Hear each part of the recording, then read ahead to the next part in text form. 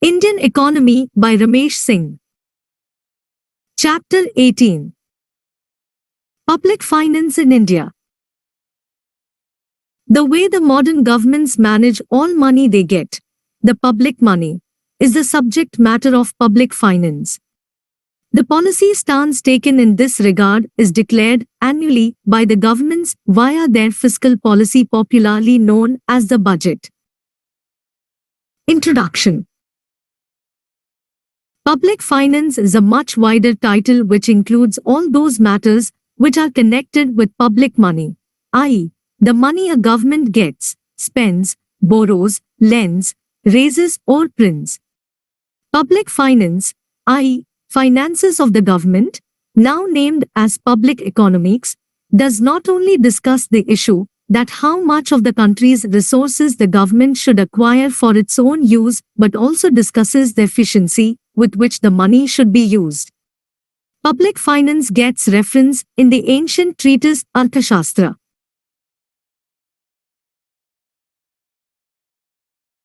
Of Kautilya, which covers treasury, sources of revenue, accounts and audit in a very detailed way. However, the subject has gathered much significance in the post-Second World War period once the government's role in the economy started expanding due to various reasons, namely, the rise of public sector, the delivery of public goods, law and order, defense, etc.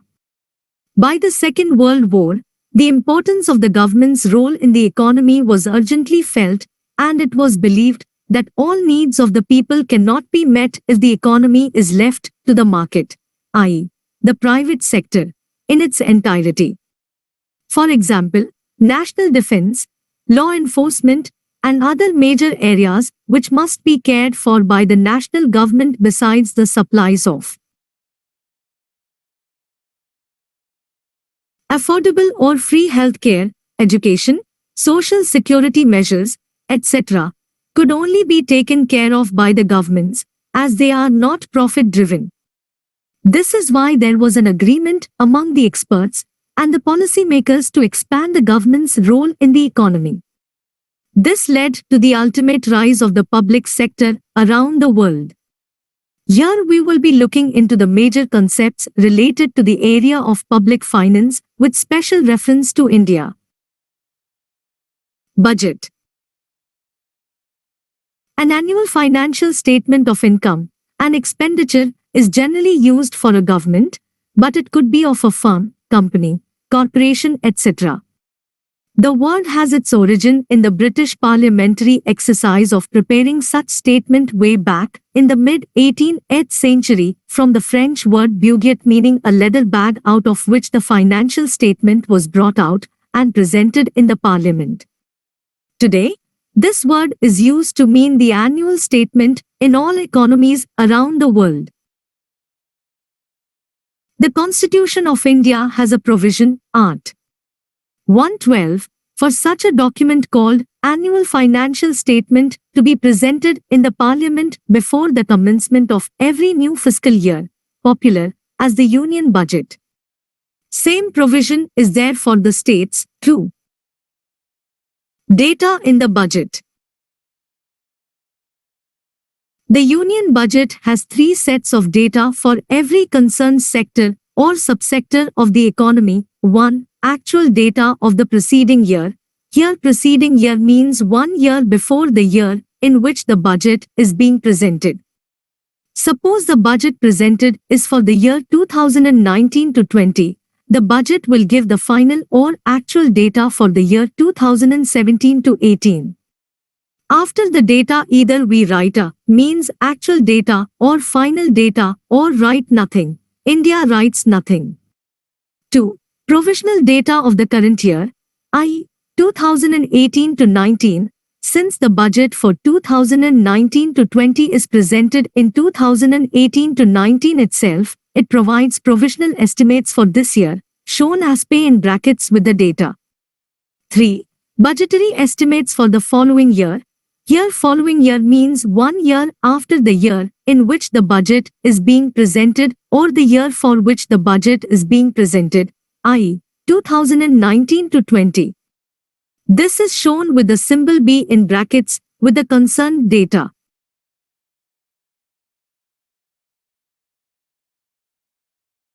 One comes across certain other kinds of data, too, in day-to-day government economic literature, which are given below. 1. Revised estimate. Revised estimate is basically a current estimation of either the budgetary estimates B or the provisional estimates A. It shows the contemporary situation. It is an interim data. 2. Quick estimate. QE. Quick estimate is a kind of revised estimate which shows the most latest situation and is useful in the process of going for future projections for some sector or subsector. It is an interim data. 3. Advance estimate. AE. Advance estimate is a kind of quick estimate but done ahead, is advance of the final stage when data should have been collected. It is an interim data. Developmental and non-developmental expenditure. Total expenditure incurred by the government is classified into two segments, developmental and non-developmental. All expenditures of productive nature are developmental, such as on the heads of new factories, dams, bridges, roads, railways, etc., all investments. The expenditures which are of consumptive kind and do not involve any production are non-developmental, i.e., paying salaries, pensions, interest payments, subsidies, defense expenses, etc. This classification is not used in the Indian public finance management now. See plan and non-plan expenditure in the next entry. Plan and non-plan expenditure. Every expenditure incurred on the public exchequer is classified into two categories, the plan and the non-plan. All those expenditures which are done in India in the name of planning is the planned expenditure, and rest of all are non-plan expenditures. Basically, all asset-creating and productive expenditures are planned, and all consumptive, non-productive, non-asset building are non-plan expenditures and are developmental and non-developmental expenditures, respectively. Since the financial year 1987 to 88, there was a terminology change in Indian public finance literature when developmental and non-developmental expenditures were replaced by the new terms plan and non-plan expenditures, respectively. It was suggested by the Sukhomai Chakravarti Committee. Meanwhile, a high-power panel headed by Dr. C. Rangarajan, Chairman, Prime Minister's Economic Advisory Council, in September 2011 suggested for redefining plan and non-plan expenditures as capital and revenue expenditures, as the former set of terms blur the classification. This will facilitate linking expenditure to outcomes and better public expenditure, the panel suggested. Major suggestions of the panel are: 1. Plan and non-plan distinction in the budget is neither able to provide a satisfactory classification of developmental and non-developmental dimensions of government expenditure nor an appropriate budgetary framework. It has therefore become dysfunctional. 2. Suggests for redefining the roles of the Planning Commission, PC, and the Finance Ministry, FM, according to which the PC should be responsible for formulation of the 5-year plan, and the task of firming up the annual budgets should be entrusted to the FM. 3.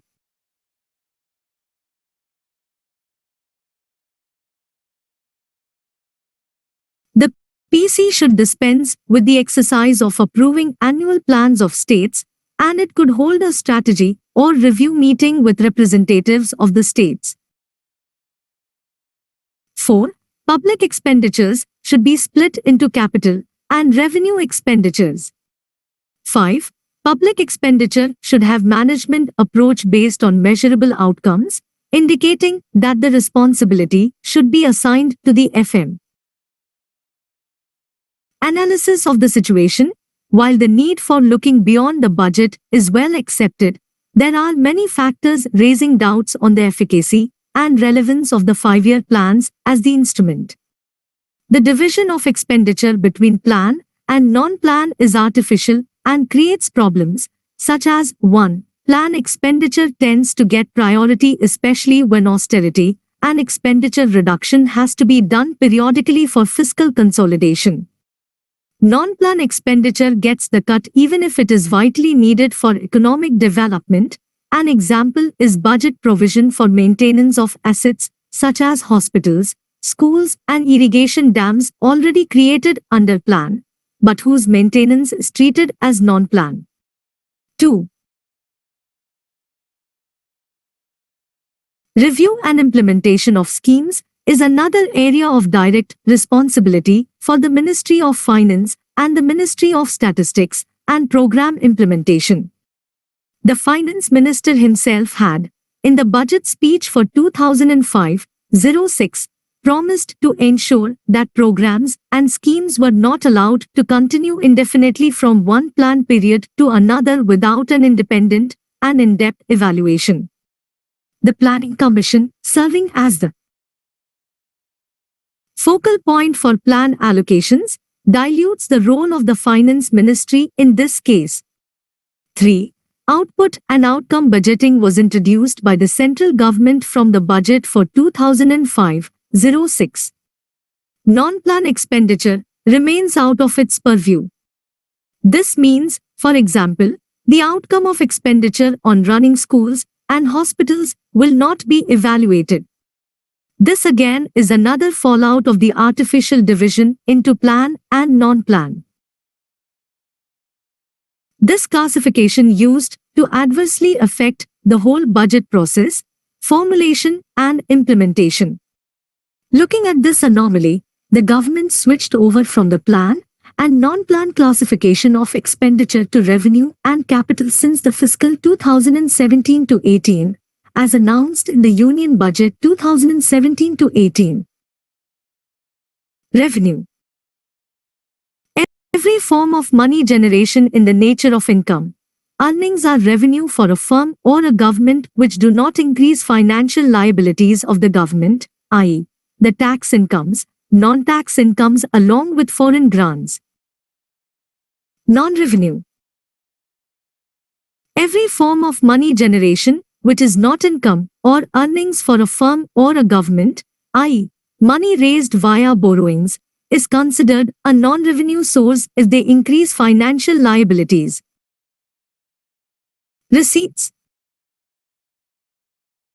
Every receiving or accrual of money to a government by revenue and non-revenue sources is a receipt. Their sum is called total receipts. It includes all incomes as well as non-income accruals of a government. Revenue receipts. Revenue receipts of a government are of two kinds: tax revenue receipts and non-tax revenue receipts, consisting of the following income receipts in India. Tax revenue receipts.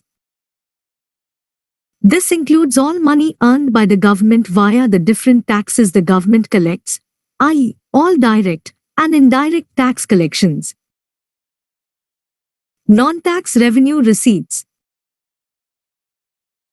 This includes all money earned by the government from sources other than taxes.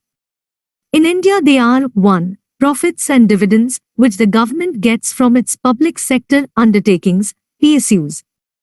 2. Interests received by the government out of all loans forwarded by it, be it inside the country, i.e., internal lending, or outside the country, i.e., external lending.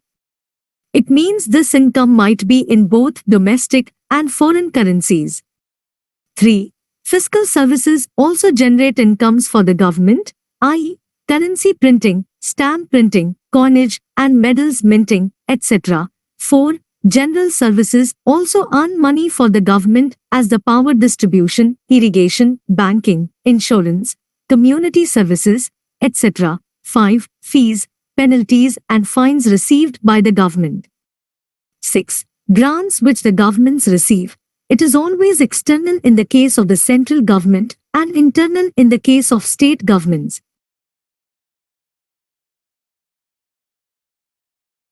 Revenue expenditure. All expenditures incurred by the government are either of revenue kind or current kind or compulsive kind.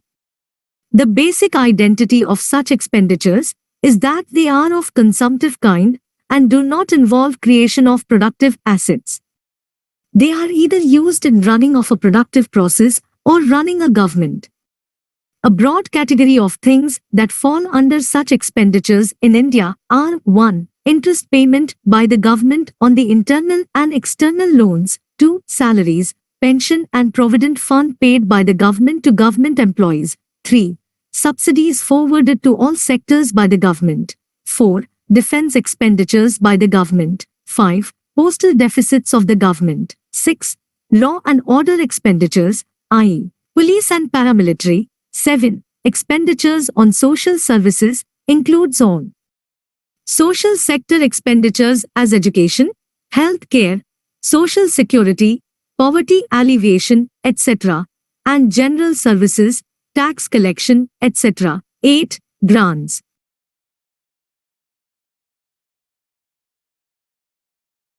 Given by the government to Indian states and foreign countries.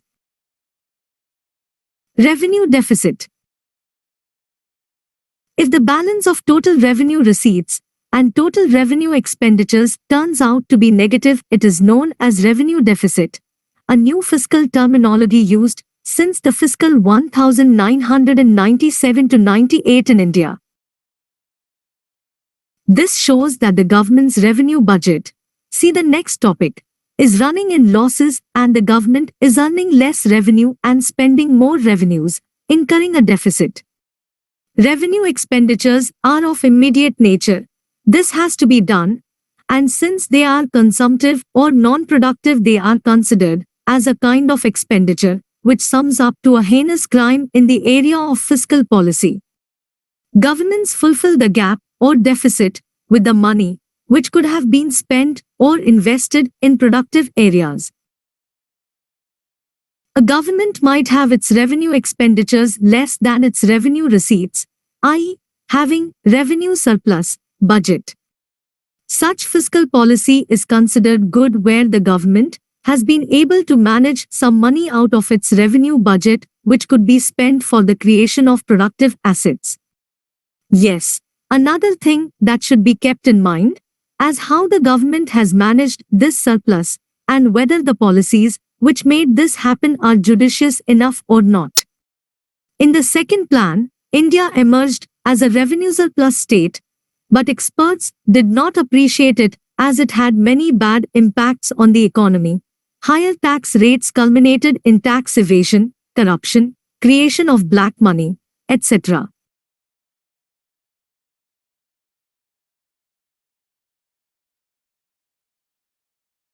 Revenue deficit may be shown in the quantitative form as how much the gross or total deficit is in currency terms or in percentage terms of the GDP for that particular year, shown as percentage of GDP. Usually, it is shown as a percentage of the GDP for domestic as well as international analyses. Effective revenue deficit. Effective revenue deficit, ERD, is a new term introduced in the Union Budget 2011-12. Conventionally, revenue deficit, RD, is the difference between revenue receipts and revenue expenditures. Here, revenue expenditures includes all the grants which the Union government gives to the state governments and the UTs, some of which create assets, though these assets are not owned by the Government of India, but the concerned state governments and the UTs. According to the Finance Ministry, Union Budget 2011-12, such revenue expenditures contribute to the growth in the economy and therefore should not be treated as unproductive in nature like other items in the revenue expenditures. And on this logic, a new methodology was introduced to capture the effective revenue deficit, which is the revenue deficit excluding those revenue expenditures of the Government of India, which were done in the form of GOCA, grants for creation of capital assets.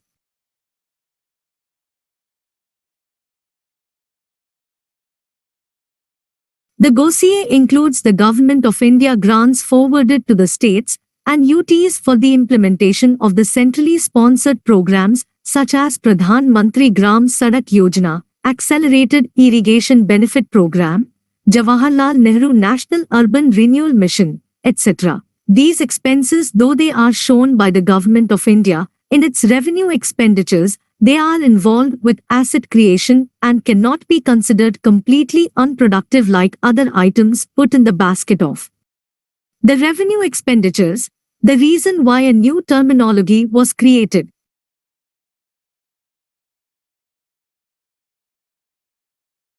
The term was innovated by the government of the time to show some rationale in its high revenue deficit by bringing the logic that all of it were not like a typical revenue expenditure, which are consumptive in nature, and some of it were used to create capital assets also, though they cannot be shown in the capital heads of expenditures. Though the new government at center does not give the same significance to the term, it has been releasing data related to it. For the year 2020-21, the Union Budget 2020-21 has set a target of 1.8% of GDP, effective revenue deficit. The deficit was estimated to remain at 1.5% in 2019-20 and 1.5% in 2018-19. It has been falling since 2011-12 when it was 3.0%. Revenue budget. The part of the budget which deals with the income and expenditure of revenue by the government. This presents the annual financial statement of the total revenue receipts and the total revenue expenditure. If the balance emerges to be positive, it is a revenue surplus budget, and if it comes out to be negative, it is a revenue deficit budget. Capital budget. The part of the budget which deals with the receipts and expenditures of the capital by the government. This shows the means by which the capital is managed and the areas where capital is spent. Capital receipts.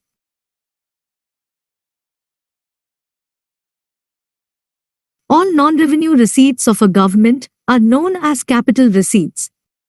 Such receipts are for investment purposes and supposed to be spent on plan development by a government.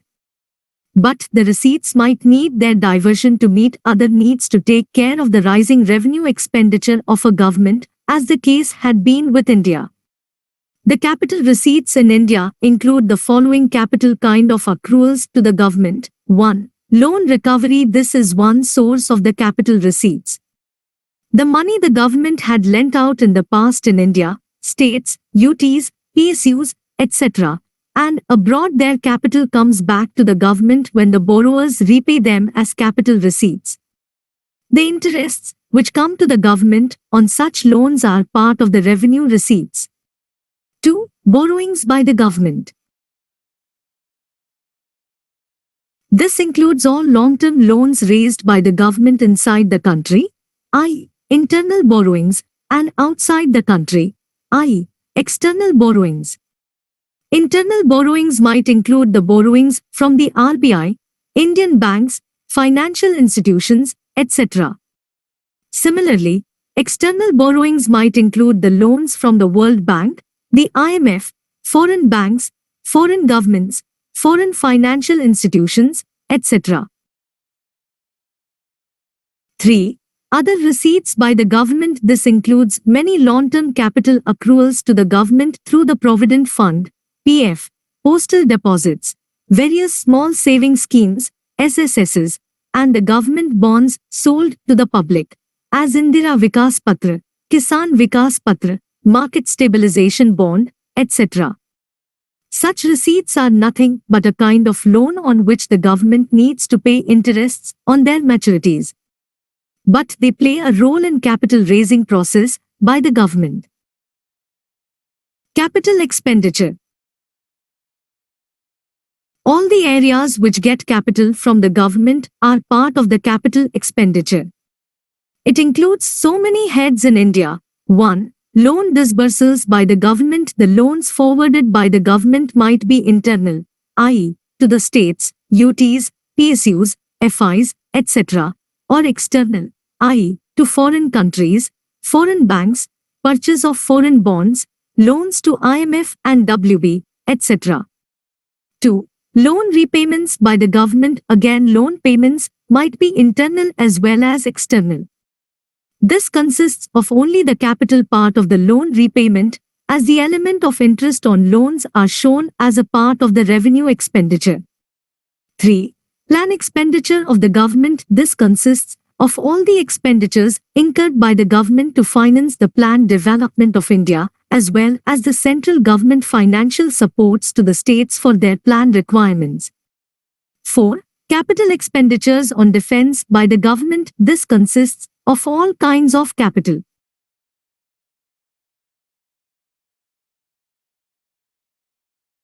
Expenses to maintain the defense forces, the equipment purchased for them, as well as the modernization expenditures.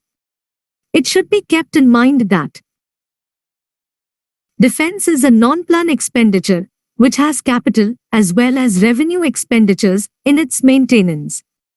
The revenue part of expenditure in the defense is counted in the revenue expenditures by the government. 5. General services. These also need huge capital expenditure by the government, the railways, postal department, water supply, education, rural extension, etc. 6. Other liabilities of the government. Basically, this includes all the repayment liabilities of the government on the items of the other receipts. The level of liabilities depends on the fact as to how much such receipts were made by the governments in the past. The amount of payment liabilities in the year also depends on the fact as to which years in the past the governments had other receipts and for what duration of maturity periods. As for example, the PF liabilities were not an item of such liabilities for almost first 3 decades after independence. But once the government employees started retiring, it went on increasing. Future India, especially 1960s and 1970s, saw expansion of the PSUs and excessive employment generation in them, devoid of the logic of labor requirement. We see the PF liabilities expanding extensively throughout the 1990s. The governments had been under pressure to manage this segment either by cutting interest on PF or at present trying to make it a matter of market economy. Same thing happened with the element of pension, and we have been able to devise a market mechanism for it once pension reforms took place and the arrival of a pension regulatory authority for the area. Capital deficit. There is no such term in public finance or in economics as such. But in practice one usually hears the use of the term capital crunch, scarcity of capital in day-to-day economic news items. Basically, the government in the news is facing the problem of managing as much funds, money, capital as is required by it for public expenditure. Such expenditure might be of revenue kind or capital kind. Such difficulties have always been with the developing economies due to their high-level requirement of capital expenditures. Had there been a term to show this situation, it would naturally have been capital deficit.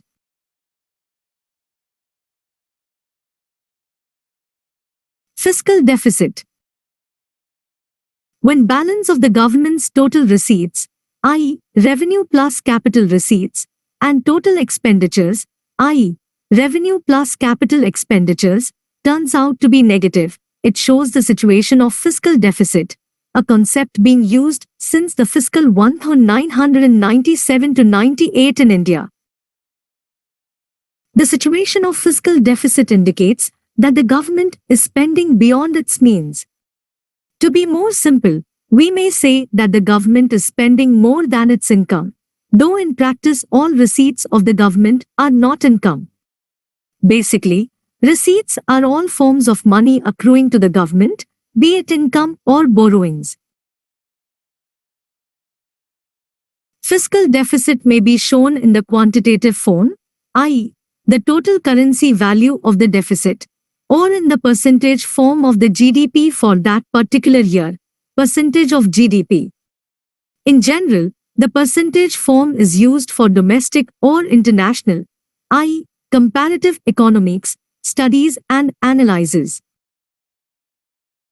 Fiscal deficit of the governments, center and states, has been rising continuously due to diverse socio-economic reasons. The issue has been hotly debated during the period of economic reforms, which will be discussed under a separate title on forthcoming pages. After the Fiscal Responsibility Law was enacted in 2003, we find a concerted effort, fiscal consolidation, from the government to contain it. For the year 2020-21, the Union Budget 2020-21 has set a fiscal deficit target of 3.5% of the GDP, which was estimated to remain at 3.8% for 2019-20. Fiscal deficit of the center has been continuously falling since 2009-10 when it was at 6.6%. Primary deficit. The fiscal deficit excluding the interest liabilities for a year is the primary deficit, a term India started using since the fiscal 1997-98. It shows the fiscal deficit for the year in which the economy had not to fulfill any interest payments on the different loans and liabilities which it is obliged to, shown both in quantitative and percentage of GDP forms. This is considered a very handy tool in the process of bringing in more transparency in the government's expenditure pattern.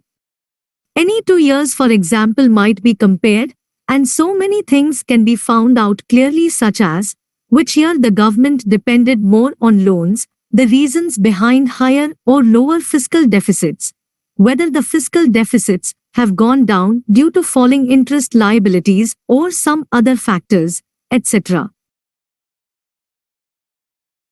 For the year 2020-21, the Union Budget 2020-21 has set a target of 0.4% of GDP for the primary deficit, which was estimated to be 0.7% for 2019-20. Primary deficit has been decreasing over the years. From the highest of 3.2% in 2009-10, it deteriorated to 1.8% in 2010-11 before climbing to 3.0% in 2011-12. Since 2011-12 it has been declining every year, with a single financial year 2019-10 when it was estimated to be at 0.7%. The decreasing trends in primary deficit indicates government's increasing dependence on borrowings, the reason interest payments went on increasing. Primary surplus. This is a situation in budgeting process when the tax receipts of government are higher than its total expenditures excluding interest payments.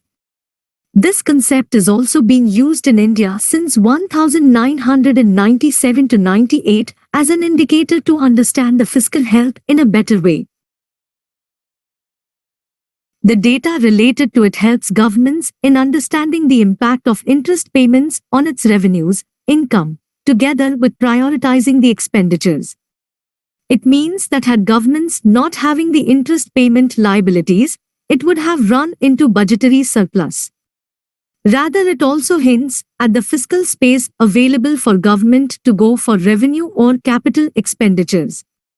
A variety of other information can be obtained by going into primary surplus data of a period such as situations of tax base, debt to GDP ratio, health of tax compliance, fiscal capacity of the government, tax expenditure, sizes of revenue and capital expenditures, etc.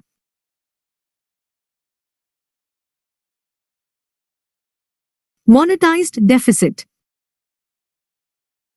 The part of the fiscal deficit, which was provided by the RBI to the government in a particular year, is monetized deficit, This is a new term adopted since 1997 to 98 in India. This is shown in both the forms, in quantitative as well as a percentage of the GDP for that particular financial year. To finance its expenditures, Government of India depends on short and long-term borrowings. To borrow, government issues short-term treasury bills and long-term G-Secs securities. These securities were to be subscribed, purchased by the RBI on compulsory basis. The value of investment made by the RBI in the year used to be the monetized deficit of the government. Once the Fiscal Responsibility Law was enacted, in 2003, situation has changed much.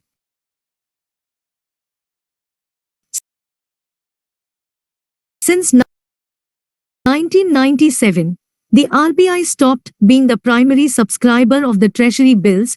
Rather, RBI invests in them voluntarily, as an integral part of the Ways and Means Advances, WMAs. Since 2013, an ad hoc 14 days intermediate treasury bills have been put in place to meet the short-term needs of the government, which are not subscribed by the RBI.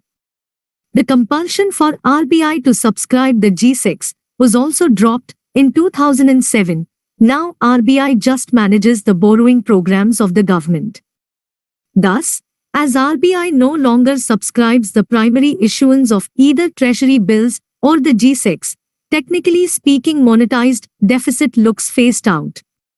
But in practice, for the need of regulating monetary policy, RBI keeps buying and selling all of the government securities, short and long term, under the open market operations, OMOs.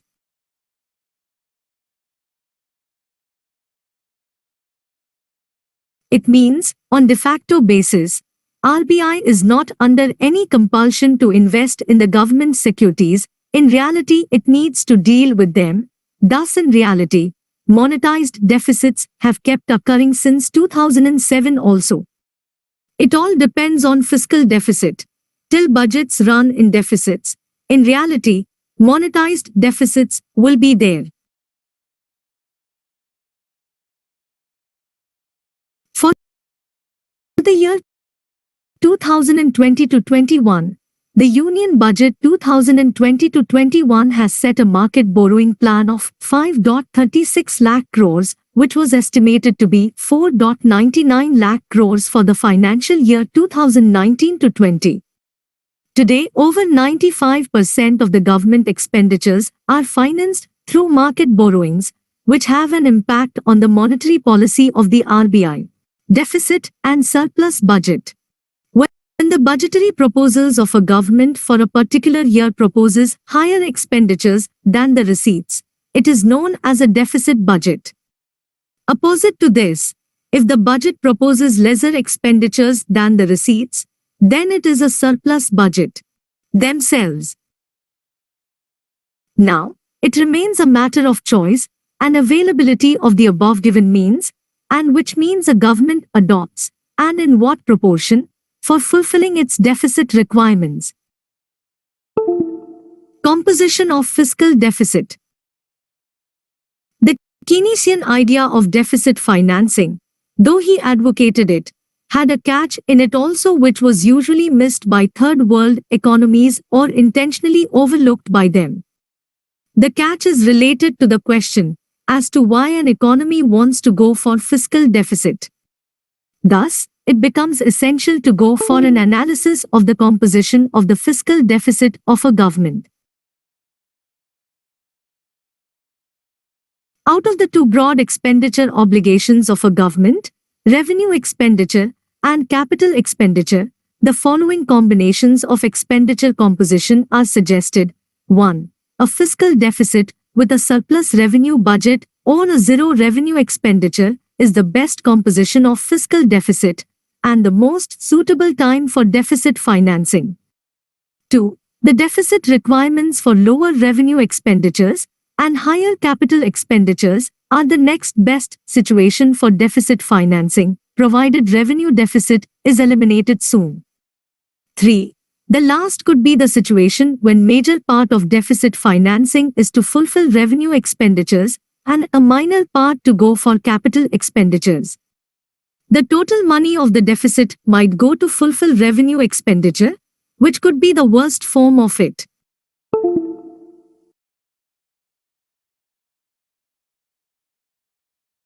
Basically, there should be a judicious mix of plan and non-plan expenditure as well as revenue and capital expenditures in India. Lesser non-plan expenditure or higher plan expenditure are better reasons behind deficit financing in India, though India has a typical feature of capital expenditure, which makes this combination of deficit financing not a suggested form, discussed ahead. Third world economies, including India, though went for higher and higher fiscal deficits and deficit financing, they either did not address or failed to address the composition of deficit favorable towards capital and non-revenue expenditures. Fiscal policy. The real meaning, significance, and impact of fiscal policy emerged in the wake of the Great Depression and the Second World War. Fiscal policy has been defined as the policy of the government with regard to the level of government purchases, the level of transfers, and the tax structure, probably the best and the most acclaimed definition among experts. Later, the impact of fiscal policy on macroeconomy was beautifully analyzed.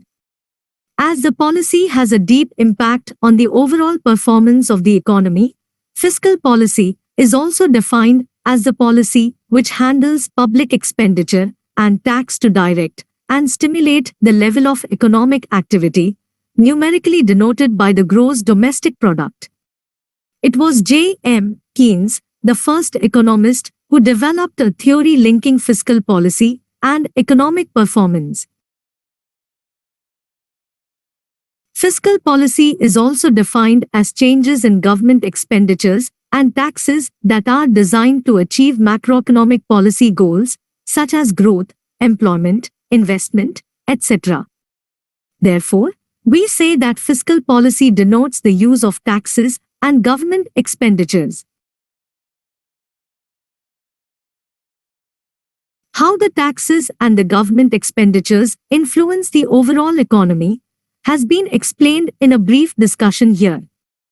Let us first discuss the taxes and their impact on the economy. 1. Taxes have a direct bearing on people's income, affecting their levels of disposable incomes, purchase of goods and services, consumption, and ultimately their standard of living. 2. Taxes directly affect the savings of individuals, families and firms, which affect investment in the economy, as investment affects the output, GDP, thereby influencing the per capita income. 3. Taxes affect the prices of goods and services as factor cost, production cost, is affected, thereby affecting incentives and behavior of economic activities, etc.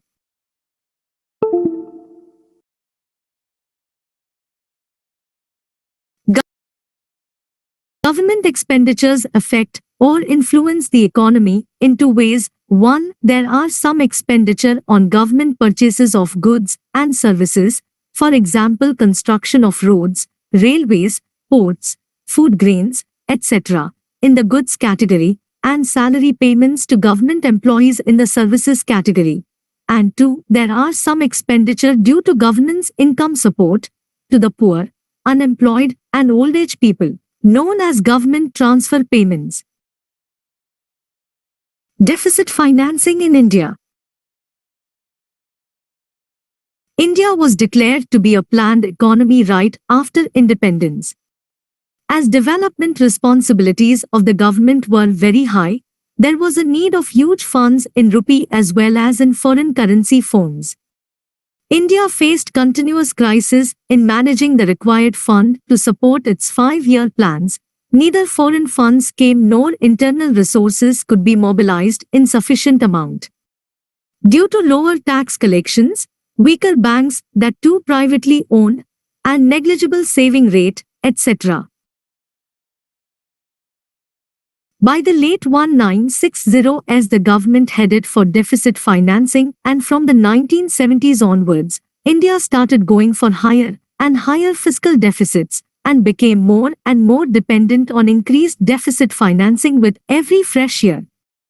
We may classify deficit financing in India into three phases. The first phase, 1947 to 1970. This phase had no concept of deficit financing, and the deficits were shown as budgetary deficits. Major aspects of this phase were 1. Trying to borrow from inside and outside the economy but unable to meet the target. 2. In the 1950s, a serious attempt was made to increase tax collections and check revenue expenditures to be ultimately able to emerge as a surplus revenue budget economy. But huge cost was paid in the form of tax evasion, rise in corruption, stagnating standard of life, and a neglected social sector. 3. Taking recourse to heavy borrowings from the RBI, and finally nationalization of banks so that their money could be used by the government to support the plans. This not only increased the interest burden of the governments, but also ruptured the whole financial system in coming years. Banks did not remain commercial entities and became part of the government's political statement. 4.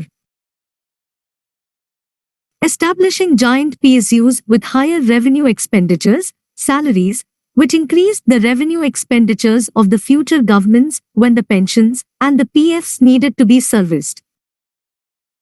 5. Unable to go for the required level of investment even after taking recourse to all the above given means. The second phase, 1970 to 1991.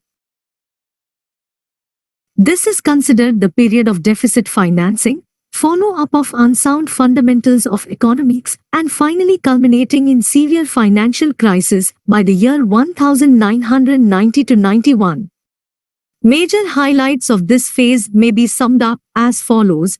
1. This phase saw the nationalization policy and simultaneous revival of an increased emphasis on expansion of the PSU. 2 points should be noted here specially. First, many of the Southeast Asian economies have officially declared their acceptance of capitalism and privatization. Secondly, China had declared that investment in the government-controlled companies are a loss of money at this time. 2. Upcoming PSUs increased the total expenditure of the government's revenue as well as capital. 3. Existing PSUs were taking their own due from the economy.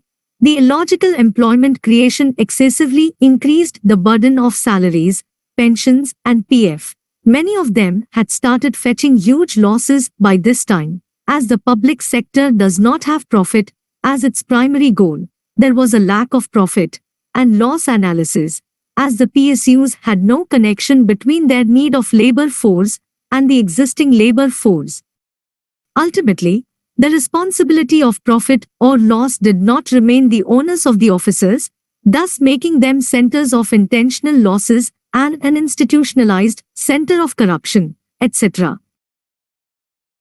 4. The governments have failed on both the fronts, checking population rise and mass employment generation. The burden of different subsidies went on increasing, making them unmanageable and highly illogical. Self-employment programs could not pick up, or better said, it was politically suitable to go for piecemeal wage employment programs with different names. 5.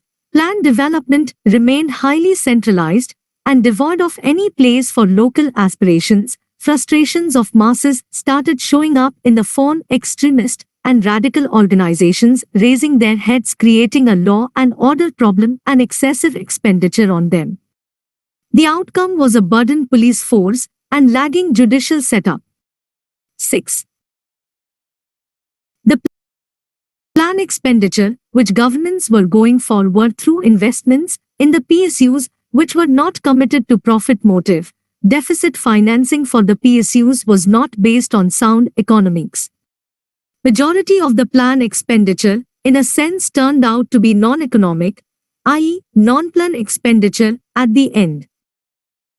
Due to the above given reasons, it was tough to say whether it was sound to go for huge fiscal deficits in India. The third phase, 1991 onwards. This started with the initiation of the economic reforms process under the conditionalities put forth by the IMF. Controlling fiscal deficit was one amongst them. As the economy moved from government dominance to market dominance, things needed a restructuring, and public finance also needed a touch of rationality. In the wake of economic reforms process, encouraging investment from the private sector was to be government's priority. So that private sector is able to invest in the economy, they should be made available with enough fund. It means the government needed to drain the financial system less, i.e. reducing crowding out of fund, so that private sector gets the investable funds. For this to occur, government took a variety of actions starting with the early 1990s such as rationalizing expenditures of the governments, center and state, raising its own tax and non-tax revenues, strengthening and expanding financial markets, etc., which will be discussed in forthcoming pages. Indian fiscal situation, a summary. In December 1985, the Government of India presented a discussion paper in the Parliament titled Long-Term Fiscal Policy. It was for the first time in the fiscal history of India that we see a long-term perspective coming on the fiscal issue from the government. This also included the policy of government expenditure. The paper was bold enough to recognize the deterioration in India's fiscal position and accepted it among the most important challenges of the 80s. The paper set specific targets and policies to set the things right. This paper was followed by a countrywide debate on the issue, and it was in 1987 that the government came ahead with two bold steps in the direction. 1. A virtual freeze was announced on government expenditure, and 2. A ceiling on the budgetary deficit. The above steps had a positive impact on the situation, but it was temporary, as since mid-1988 the situation again started deteriorating. The Bob crisis at the end of 1990 was generated partly by the alarmingly high fiscal deficit and due to a high level of external borrowings. The IMF support to fight the crisis came in but with many macroeconomic conditionalities, checking the fiscal manners being a major one among them. With the process of economic reforms, which started in 1991 to 92, the government also announced its commitment to reduce fiscal deficit to 3 to 4% of GDP by the mid-1990s from the level of about 8% during 1987 to 90. This step was among the many measures which the government started with the objective of stabilizing the economy. We may have a look at India's fiscal situation up to the 1990 to 91 in the following way. 1. The fiscal deficits of the central government, after averaging below 4% of the GDP till the 1970s, started climbing up by being 5.77% in 1980 to 81. 8.47% in 1986 to 87, ending up at 7.85% in 1990 to 91 after being above 7% in the second half of the 1980s. 2. The revenue, i.e., current expenditure of the government, center and states combined, increased from 11.8% of GDP to 23% between 1960 and 1990. The revenue receipts of the government also went up on an average of 14.6% in 1971 to 75 to 20% in 1986 to 1990. But the gap between revenue receipts and expenditures remained negative, financed largely by domestic borrowings. As a result, the interest payments on domestic debt increased from 0.5 to 2.5% of the GDP during 1975 to 90. The revenue deficit went on increasing after 1979 to 80 and reached the highest level of 3.6% of the GDP in 1990 to 91. 3. The fiscal situation of the states was not good either. State governments, which are primarily responsible for health, education, and other social services, had an aggregate revenue expenditure of 5% of GDP on these accounts, while their capital expenditure accounted for 2.5% on social and other sectors. The state's expenditure on the social sector went down, while their interest payments had increased during the 1980s. As per the experts, the debt situation in the states would have been even worse, but for the fact that the states, unlike the center, did not have independent powers to borrow either from the RBI or the market because of the statutory overdraft regulatory scheme. Thus, their deficits have been self-limiting. Whenever the states tried to cut down their deficits, the care of the social sector and capital expenditure suffered, and development prospects in the states also suffered. Now the question arises that why the government has not been able to check the menace of fiscal deficits, even though there has been a consensus to do so. There are reasons which can be cited for it. 1. Political factor. The political lobbies and sectional politics as well as the subsidies are supposed to be one big factor for rising government expenditure. We see this on a higher scale if there is a probable midterm election or closer to a general election. 2. Institutional factor. The administrative size combined with the processes of reporting, accounting, supervising and monitoring getting greater importance than the production and delivery of goods and services. 3. Ethical factor. This is a more powerful factor, as it easily generates wide public support for the government expenditure. There are many heads of such expenditures, such as subsidies, food, power, fertilizer, irrigation, etc., poverty alleviation programs, employment generation programs, education, health and social services. The logic for such expenditure comes from the idea that the government should function as protector of the poor and provider of jobs for them, implying that such government expenditures benefit the poor. It was in 2000 that the double menace of revenue and fiscal deficits got attention from the government at the center, and some constitutional or statutory safeguards looked necessary. Consequently, the Fiscal Responsibility and Budget Management Bill 2000 was proposed in the Parliament. Frbm Act 2003. The fiscal policy of an economy has been considered as the building block for enabling macro environment by economists, policymakers, and the IMF alike.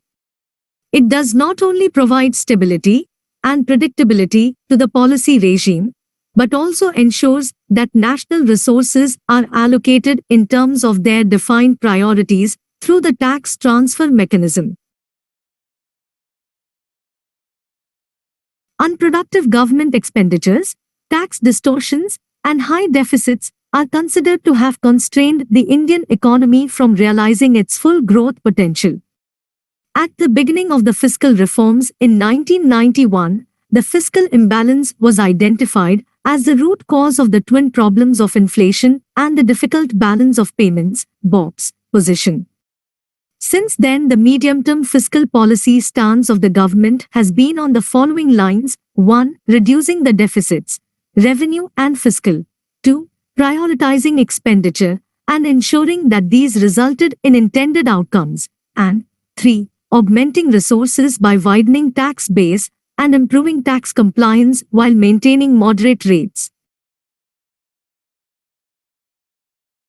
The fiscal consolidation which followed in 1991 failed to give the desired results as there was no defined mandate for it. Neither was there any statutory obligation to do so. This is why the Fiscal Reforms and Budget Management Act, FRBMA, was enacted on 26 August 2003 to provide the support of a strong institutional or statutory mechanism. Designed for the purpose of medium-term management of the fiscal deficit, the FRBMA came into effect on 5 July 2004. The FRBM Bill 2000 was passed by the Parliament with all political parties voting in favour and is considered a watershed in the area of fiscal reforms in the country. Main highlights of the FRBMA 2003 are as given below: going to take measures to reduce fiscal and revenue deficits so as to eliminate revenue deficit by 31st March 2008, which was revised by the UPA government to 31st March 2009, and thereafter build up adequate revenue surplus. Rules to be made under the Act to specify annual targets for the reduction of fiscal deficit, FD, and revenue deficit, RD, contingent liabilities, and total liabilities, RD to be cut by 0.5% per annum and FD by 0.3% per annum. FD and RD may exceed the targets only on the grounds such as national security, calamity, or on exceptional grounds. Going not to borrow from RBI except by ways and means advances, WMAs. RBI not to subscribe to the primary issue of the GOI securities from 2006-07. It means that these government bonds or papers will become market-based instrument to raise long-term funds by the government. Steps to be taken to ensure greater transparency in fiscal operations. Along with the budget and demands for grants, the GOI to lay the following 3 statements before the Parliament in each financial year: A. Fiscal Policy Strategy Statement, FPSS, B. Medium-Term Fiscal Policy Statement, MTFPS, and C. Macroeconomic Framework Statement, MFS. The Finance Minister to make quarterly review of trends in receipts and expenditure in relation to the budget and place the review before the Parliament. Recent changes.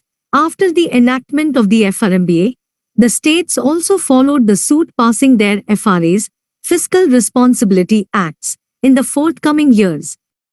Both of the governments have shown better fiscal disciplines since then. To the extent exact follow-up to the FRBMA-linked targets are concerned, the performance has been mixed. The targets were exceeded many times due to fiscal escalations, either due to natural calamities or on exceptional ground, while many times they were better than the mandated targets, too.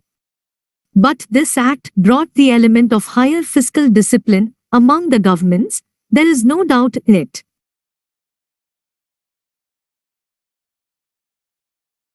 In the past few years, a view has emerged as per which binding the government expenditures to a fixed number may be counterproductive to the economy at large.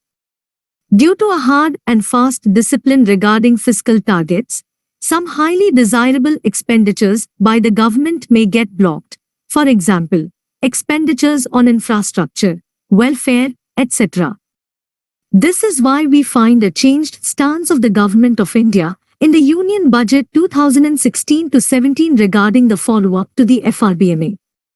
Terming it a new school of thought, the budget suggests two important changes in its fiscal roadmap. 1. It may be better to have a fiscal deficit range as the target in place of a fixed number as target. This would give necessary policy space to the government to deal with dynamic situations. 2. A need is felt to align fiscal expansion or contraction with credit contraction or expansion respectively in the economy.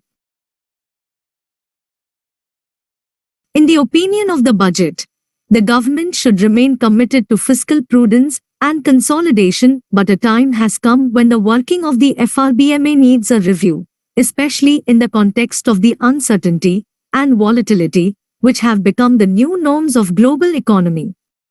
In the backdrop of this changed stance, the government, in 2016 constituted a committee to review the implementation of the FRBMA. FRBM Review Committee. The five-member committee handed over its report by late January 2017. Though the report is yet to be put in the public domain, meanwhile, some important clues to its recommendations have been outlined by the Union Budget 2017-18 as given below. It has done an elaborate exercise and has recommended that a sustainable debt path must be the principal macroeconomic anchor of our fiscal policy. It has favored debt to GDP of 60% for the general government by 2023, consisting of 40% for central government and 20% for state governments. Within the framework of debt to GDP ratio, it has derived and recommended 3% fiscal deficit for the next 3 years. It has also provided for escape clauses for deviations up to 0.5% of GDP from the stipulated fiscal deficit target. Among the triggers for taking recourse to these escape clauses, it has included far-reaching structural reforms in the economy with unanticipated fiscal implications as one of the factors. The government has accepted, in Union Budget 2018-19, some key recommendations of the Review Committee. 1. Debt rule, which suggested the government to bring down central government's debt to GDP ratio to 40%. The committee has suggested this ratio to be 20% in case of the states. 2. Fiscal glide path as the key operational parameter of fiscal management. This provides the government a flexibility of 0.5% in targeting the fiscal deficit, the escape clause. For the year 2018-19, the budget has set a fiscal deficit target of 3.3% has been targeted by the government for the year 2018-19. By 2019-10, the government aims to cut it down to the 3% level, as was suggested by the original FRBM Act, 2003. For the year 2018-19, the government has set a fiscal deficit target of 3.3%. For 2019-20, it is 3.0%. Limiting government expenditure. Elected governments are composed of different interest groups and lobbies. At times, such governments might intend to use its economic policies in a highly populist way for greater political mileage without caring for the national exchequer. Such acts might force the governments to go in for excessive internal and external borrowing and printing of currency. Governments generally avoid to increase tax or impose new taxes for their revenue increase, as such acts are politically unpopular. On the other hand, borrowings and printing of currency impose no immediate economic or political costs. A government in the election year usually spends money frugally by borrowings from the RBI in India, because it is the coming government after the elections who is supposed to repay them. Government expenditures remain higher and expanding due to some economic reasons also. By doing so, extra employment is generated and the output, GDP, of the economy is also boosted. If governments go for anti-expansionary fiscal and monetary policies with the objective of reducing its expenditures, the employment as well as the GDP both will be hampered. This is considered a bias in the economic policies of the elected governments. But there has always been a consensus among the experts and policymakers that an external, i.e., outside the government, and some form of a statutory check must be over the government on its powers of money creation, i.e., by borrowings or printing. With the objective of removing the bias, To make fiscal policy less sensitive to electoral considerations, several countries had introduced some legal provisions on their governments before India enacted its Frbm. We see mainly three variants of it around the world. 1. It was New Zealand which first introduced such a legal binding on the government's powers of money creation. Here the central bank is legally bound to ensure that money creation by the government does not increase the rate of inflation target. It means that the central bank has the overriding powers on the government there in the area of extra money creation. 2. The second variant is putting some firm legal or constitutional limit on the size of government deficits or the power of the government to borrow. Germany and Chile had such an arrangement. Today Germany is bound to the fiscal limits prescribed by the Maastricht Treaty. In the late 1990s, an upper limit on the government's powers to create deficit was introduced. 3. Some countries introduced the so-called currency board type of arrangement to serve the same purpose. This is the third variant. In this arrangement, money supply in the economy is directly linked to changes in the supply of foreign assets. Neither the government nor the central bank has any independent powers to create money, as growth in money supply is not allowed to exceed growth in the foreign assets. It was in 1994 that India took the first step in this direction when the central government had a formal agreement with the RBI to limit its borrowing through ad hoc treasury bills to a predetermined amount, 6,000 crores rupees in 1994-95. However, it was a highly liberal arrangement, with the government having the ultimate powers to revise the aforesaid predetermined amount by a fresh agreement with the RBI. The importance this beginning had was finally in the enactment of the Frbm 2003, a historic achievement in the area of fiscal prudence in the country. Fiscal consolidation in India. The average combined fiscal deficits of the centre and states after 1975 had been above 10% of the GDP till 2001. More than half of it had been due to huge revenue deficits. The governments were cautioned by the RBI, the Planning Commission as well as by the IMF and the WB about the unsustainability of the fiscal deficits. It was at the behest of the IMF that India started the politically and socially painful process of fiscal reforms, a step towards fiscal consolidation. A number of steps were taken by the government at the centre in this direction, and there had been incessant attempts to do the same in the state's public finances too. Major highlights in this direction can be summed up as given below. 1. Policy initiatives towards cutting revenue deficits. 1. Cutting down expenditure. A. Cutting down the burden of salaries, pensions and the PFs, downsizing or right-sizing of the government. Out of every 3 vacancies, 1 to be filled up. Interest cut on the PF, pension reforms PFRDA, etc. B. Cutting down the subsidies, administered price mechanism in petroleum, fertilizers, sugar, drugs to be rationalized. It was done with mixed successes. C. Interest burden to be cut down by going for lesser and lesser borrowings, repayment of external debts, debt swaps, promoting external lending, minimal dependence on costlier external borrowings, etc. D. Defense being one major item of the expenditure. Bilateral negotiations initiated with China and Pakistan, the historical and psychological enemies against whom the Indian defense preparedness was directed to, as supposed, so that the defense force cut could be completed on the borders, etc. E. Budgetary supports to the loss-making PSUs to be an exception than a rule. F. Expenditure reforms started by the governments in different areas and departments. G. General services to be motivated towards profit with subsidized services to the needy only. Railways, power, water, etc. H.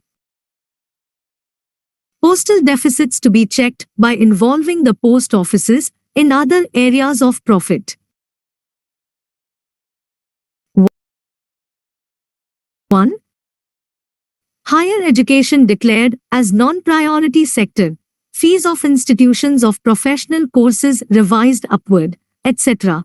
2. Increasing revenue receipts. A. Tax reforms initiated, SENVAT, VAT, service tax, GST proposed, etc. B.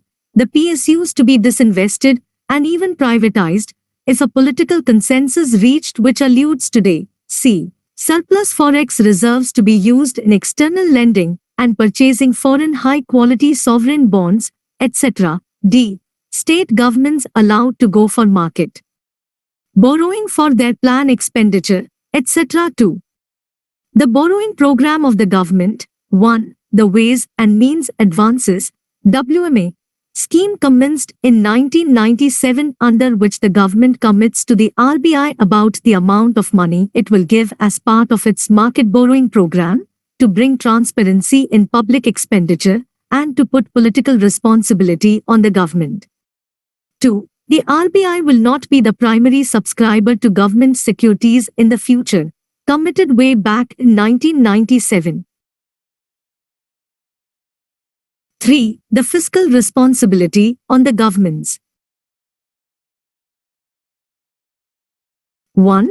The Fiscal Responsibility and Budget Management (FRBM) Act was passed in 2003, voted by all political parties, which puts constitutional obligation on the government to commit so many things as fiscal responsibility comes in the public finance, fixing annual targets to cut revenue and fiscal deficits, the government not to borrow from the RBI except by the WMA, government to bring in greater transparency in fiscal operations, along with the budget the government to lay statements regarding fiscal policy strategy in the House, and quarterly review of trends of receipts and expenditures of the government. 2.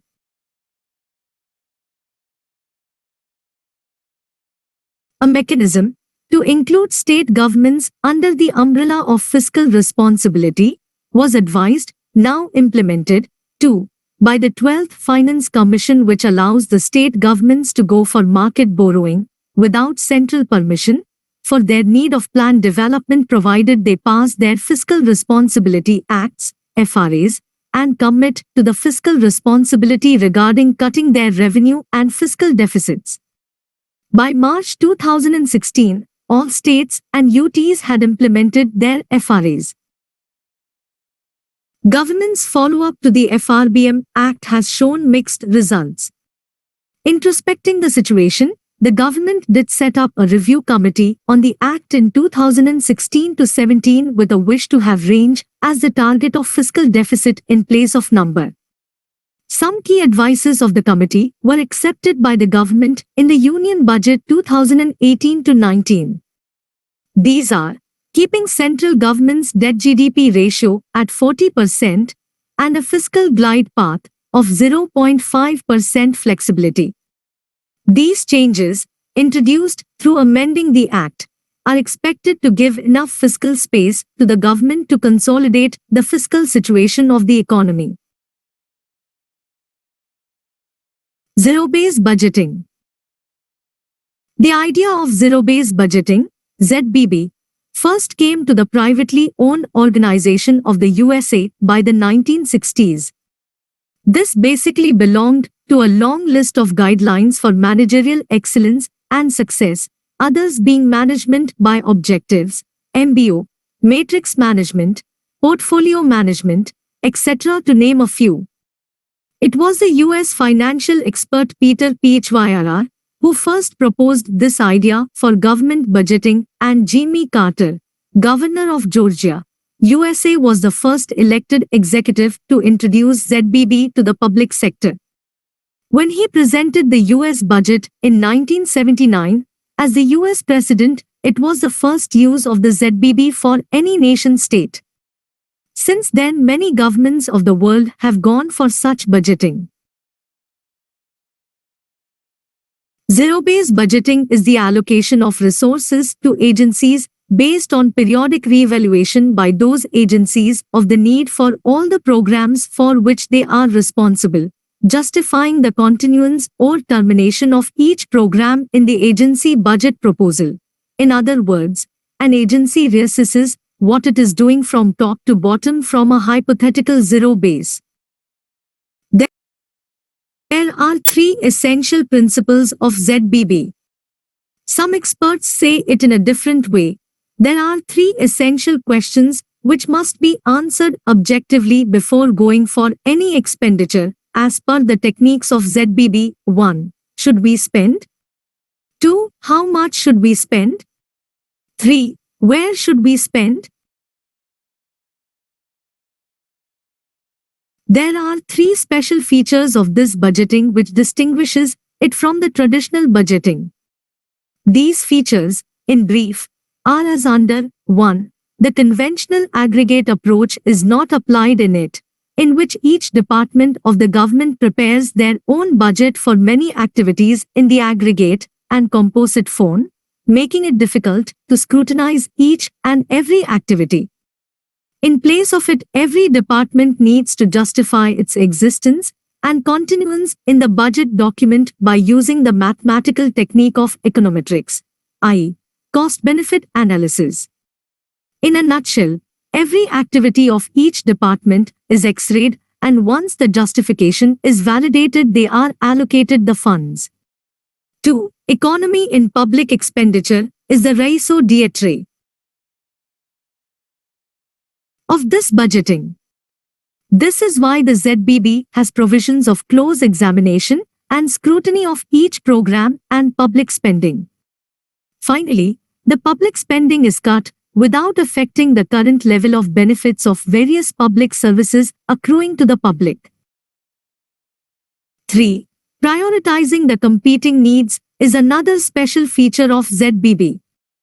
Before allocating funds to the different needs of the economy, an order of priority is prepared with utmost objectivity. As the resources or funds are always scarce, in the process of prioritized allocation, the item or items at the bottom might not get any funds.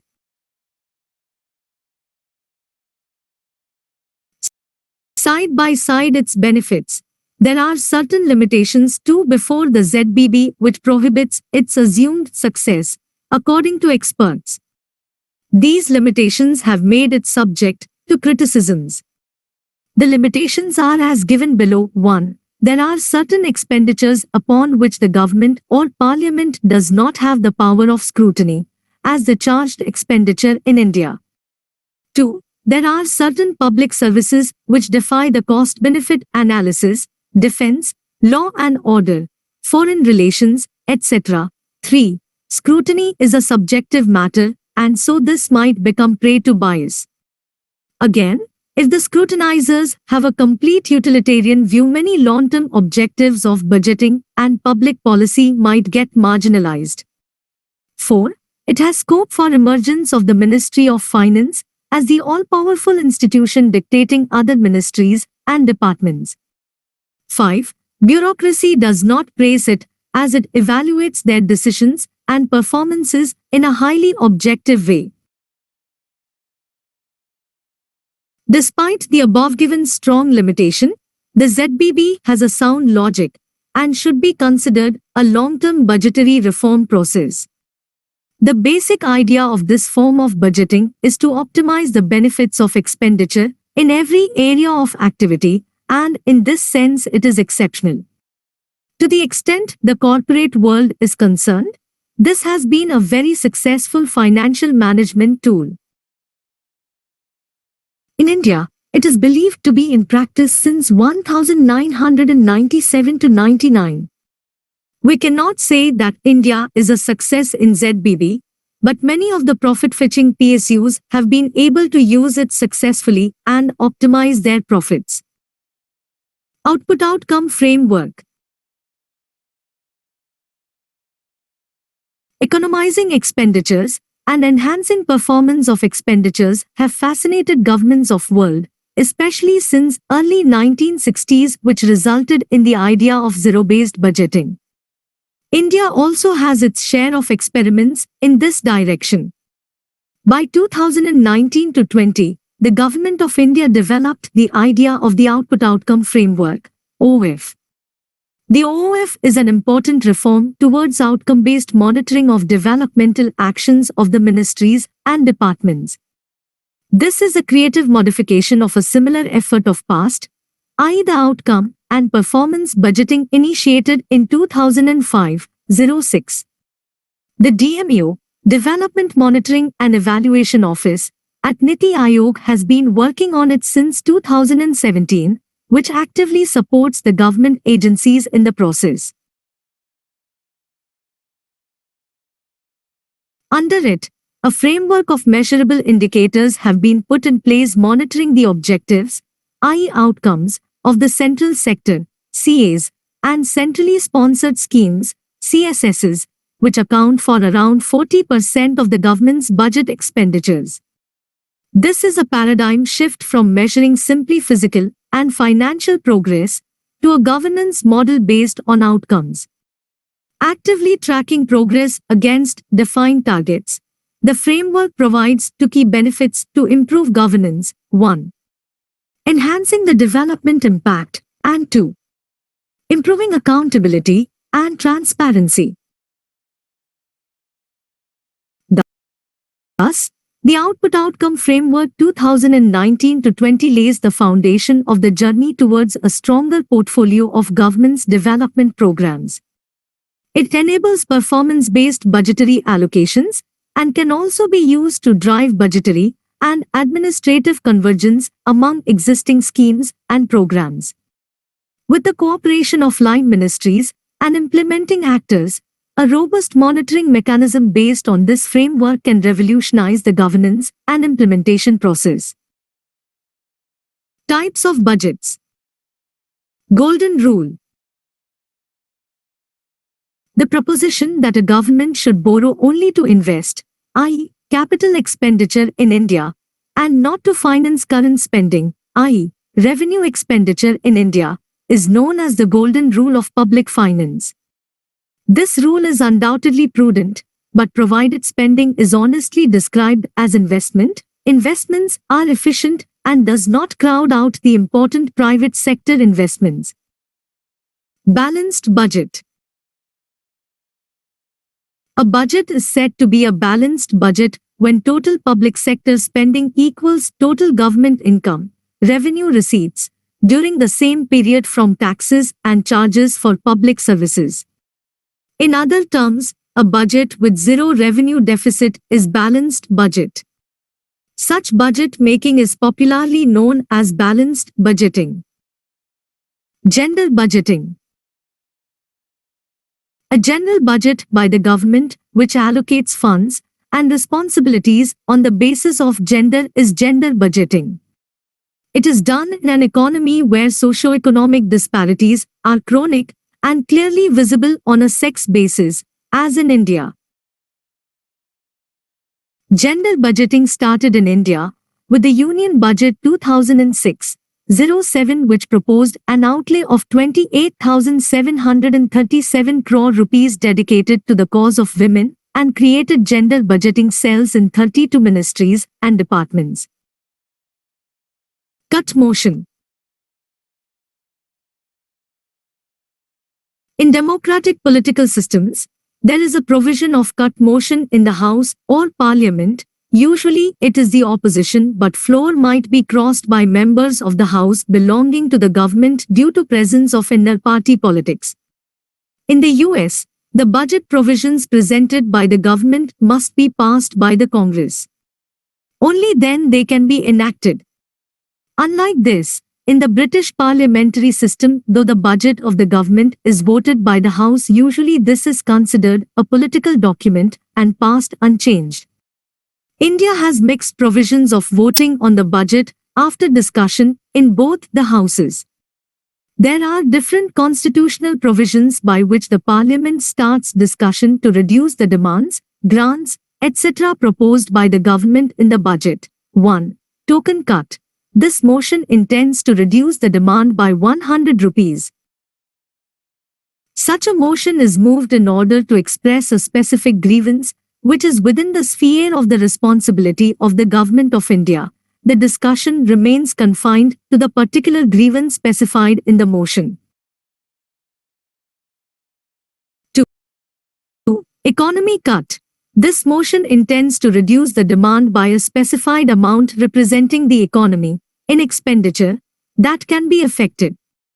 Such specified amount may be either lump sum reduction in the demand or omission or reduction of an item in the demand. The discussion remains confined to the matter in which the economy can be affected. 3. Disapproval of policy cut. This motion intends to reduce the demand to Re. 1. This represents disapproval of the policy underlying the demand. The discussion remains confined to the particular policy and is open to members to advocate an alternate policy. 4. Guillotine is the process in which the Speaker puts all the outstanding demands made by the budget directly to vote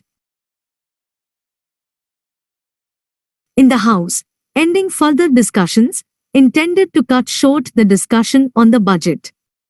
Through this, the Speaker may put the whole budget to vote, i.e., allowing no discussion on the budget by the House.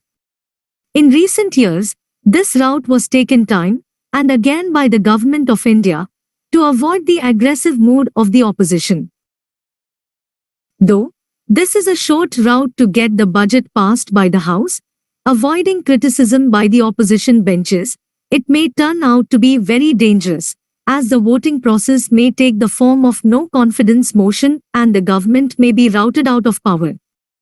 But, till date, guillotines never resulted into routing a government out of power in India, as India follows the British model of parliamentary system. Trilemmas. Putting the right kind of fiscal policy has always been the most challenging policy decision to be taken by the democratic governments around the world. There are some famous trilemmas related to this aspect.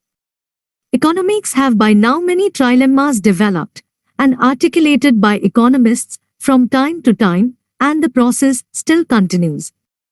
Let us see some highly popular and news-making ones. 1. The Financial Stability Trilemma put forward by Dirk Schoonmaker, 2008, explains the incompatibility within the Eurozone of A. A stable financial system, B. An integrated financial system, and C. National financial stability policies.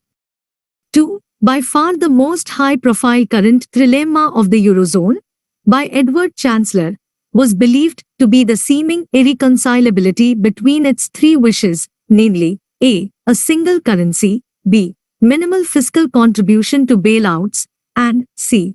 The ECB's commitment to low inflation. 3. Martin Wolf spoke about the U.S. Republican Party's Fiscal Policy Trilemma.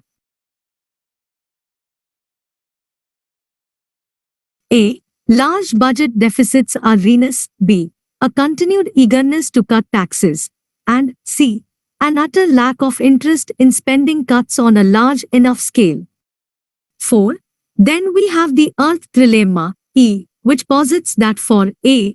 Economic development, E.B. we need increased energy expenditure, E.C. But this raises the environmental issue, E. 5. Above all these more recent trilemmas in economics, the prima donna of all of them is Mundus' impossible Trinity. This old trilemma asserts that a country cannot maintain, simultaneously, all three policy goals of A. Free capital flows, B. A fixed exchange rate, and C. An independent monetary policy. The impossible Trinity has seen enough waters flowing down the time since it was articulated almost 5 decades ago, which has a strong theoretical foundation in the Mundell-Fleming model developed in the 1960s. Danny Roderick argued that if a country wants more of globalization, it must either give up some democracy or some national sovereignty. Niall Ferguson highlighted the trilemma of a choice between commitment to globalization, to social order, and to a small state, meaning limited state intervention. Direct benefit transfer. In 2015, the new government in centre introduced the game-changing potential of technology-enabled direct benefits transfers, DBT, namely the Jan Dhan Aadhaar Mobile Number Trinity solution. It offers possibilities for effectively targeting public resources to those who need them most, and including all those who have been deprived in multiple ways. Under it, the beneficiaries will get the money directly into their bank or post office accounts linked to their 12-digit biometric identity number, Aadhaar, provided by the Unique Identification Authority of India, UIDAI. The idea was first initiated by the GOI in 2013, UPA2, on pilot basis with 7 schemes in 20 districts of the country. Part of the technological platform, the Digital India, it is expected to provide integration of various beneficiary databases with Aadhaar and appropriate process re-engineering. It would result in removal of fake and duplicate entities from beneficiary lists, prevention of leakage and wastage, substantial saving of effort, time and cost, ensuring full traceability of flow of funds to the beneficiary. Checking the element of corruption through transparency, accountability of flow of funds, expenditure rationalization. Meanwhile, the Aadhaar, targeted delivery of financial and other subsidies, benefits and services, Bill 2016 was passed by the Parliament and enforced by late 2016. This is a transformative piece of legislation which will benefit the poor and the vulnerable. The statutory backing to Aadhaar will address the uncertainty surrounding the project after the Supreme Court restricted the use of the Aadhaar number until a constitution bench delivers its verdict on a number of cases challenging the mandatory use of Aadhaar in government schemes and rules on the issue of privacy violation.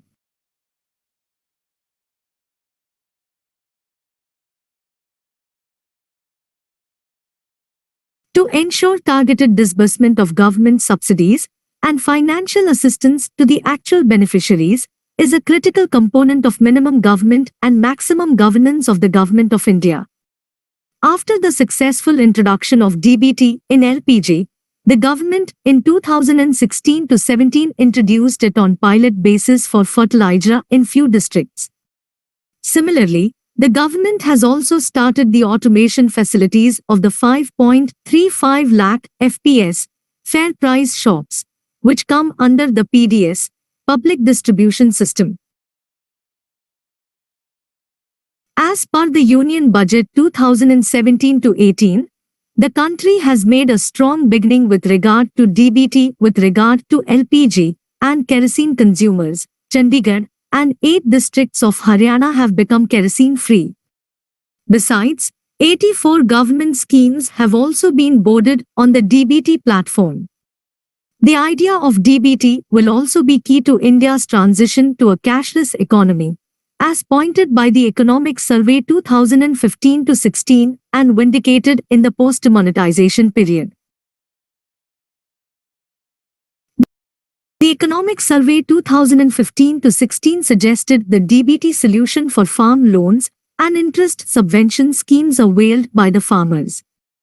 It further advised for replacing the existing system of MSP or procurement-based PDS with DBT, which will free the market of all controls on domestic movement and import. The present system distorts the concept of a market and needs to be discontinued to enhance productivity in agriculture, as per the survey. Change in fiscal year. To examine the desirability and feasibility of having a new financial year, the government did set up a high-level committee headed by the former Chief Economic Advisor Shankar Acharya in July 2016 with the following term of reference: 1. To examine the genesis of the current financial year and the studies made in the past on the desirability of a new financial year. 2. To examine the suitability of the existing financial year from the point of view of estimation of receipts and expenditure of the governments, impact on agricultural crops, businesses, taxation, statistics, and data, budgetary process, and other relevant matters. And 3. Recommend a suitable financial year together with the changes needed in tax laws during transitional period, changes in the coverage of the recommendations of the Finance Commission and the appropriate timing of change.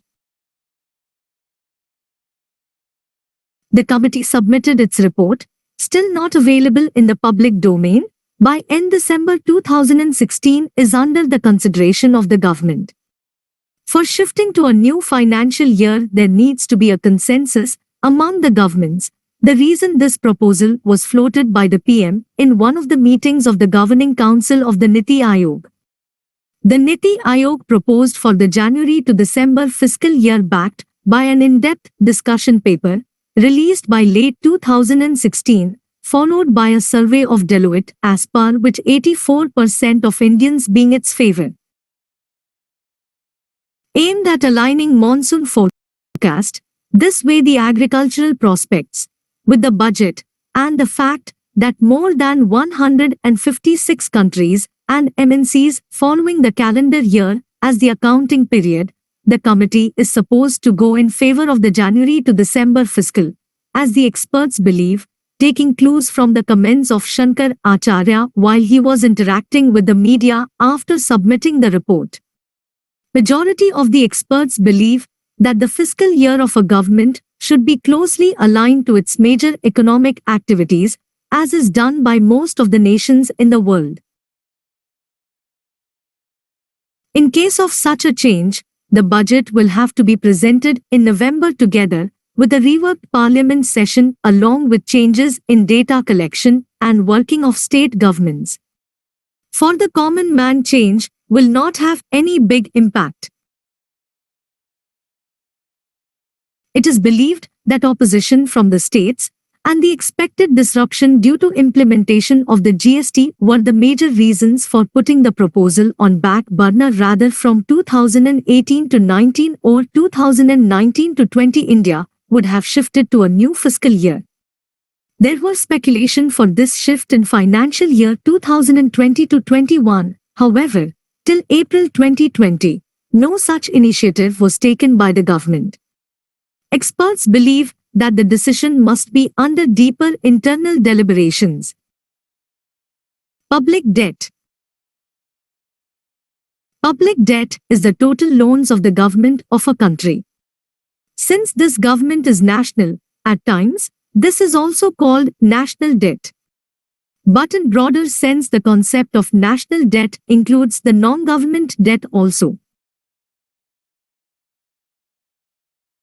Debts of the governments, while the Union Government of India is mandated to borrow inside and outside the country the amount specified by the Parliament, Article 292, states are mandated, Article 293, to borrow only inside the country.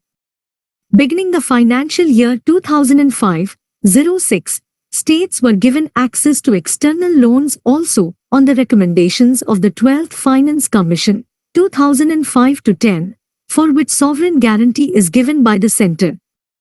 While the general category states get external loans on a back-to-back basis, high cost of interest and risk of exchange rate fluctuations borne by states, the special category states get from the centre in the combination of 90% loan and 10% grant. Public debt of India, the liabilities of the centre have three segments of it, namely, internal liabilities, external liabilities, and public account liabilities. To the extent public debt of India is concerned, it includes only internal and external liabilities incurred by the central government.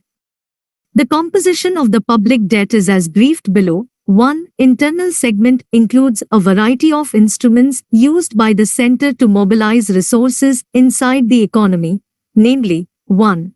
Dated securities, popularly known as G-Secs, government securities, They are primarily issued by Centre as fixed coupon bonds of different maturities, short, medium, and long term. They are today the single most important source of deficit financing, more than 90% for the Centre. 2. Treasury bills. T-bills are zero-coupon securities issued by the Centre at a discount and are redeemed at their face value at maturity. Issued for short term, less than 365 days, today they have 3 tenures, 91, 182 and 364 days.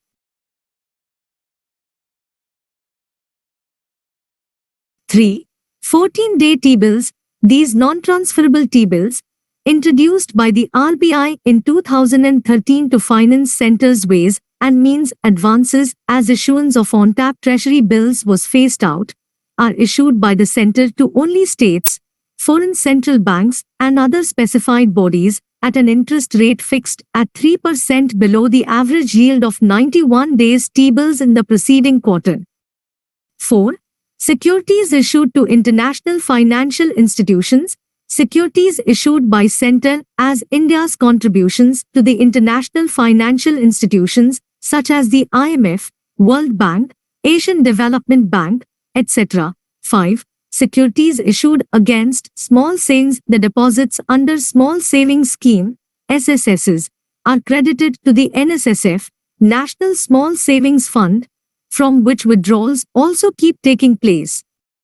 Rest of the fund, net withdrawals of the NSSF, is invested in special G-Secs issued by the Centre. 2. External segment of the public debt includes the external liabilities created through external borrowings by the Centre for its own uses, excluding those taken by the states. This constitutes a variety of multilateral and bilateral loans from IMF, World Bank, ADB, sovereign funds, foreign governments, etc.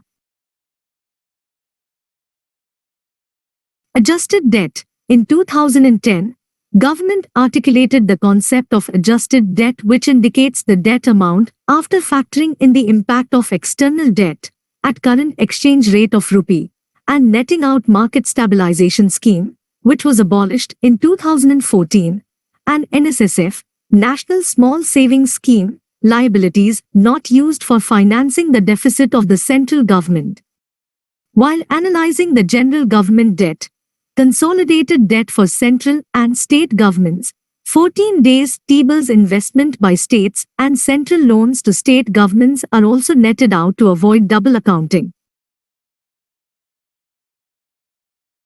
Along with a quarterly report on public debt, an annual status paper on government debt, since 2010 to 11, is also published by the government.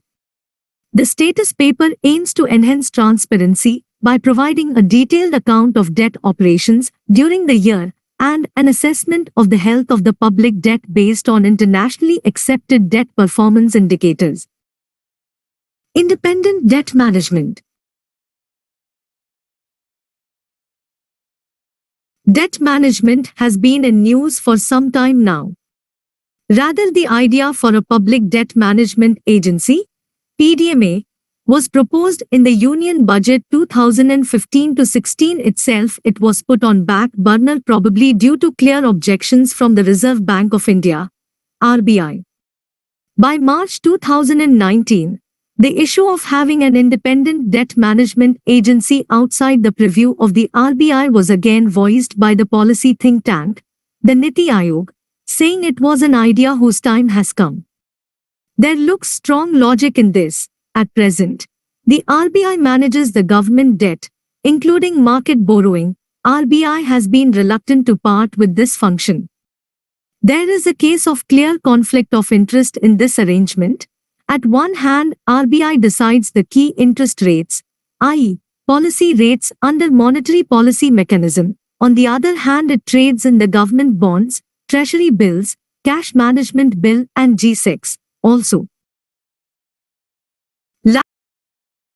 Lack of alignment between India's domestic bond market, which is controlled by RBI's policy rates, and the external bond market or external commercial borrowings, which is linked to the global variables.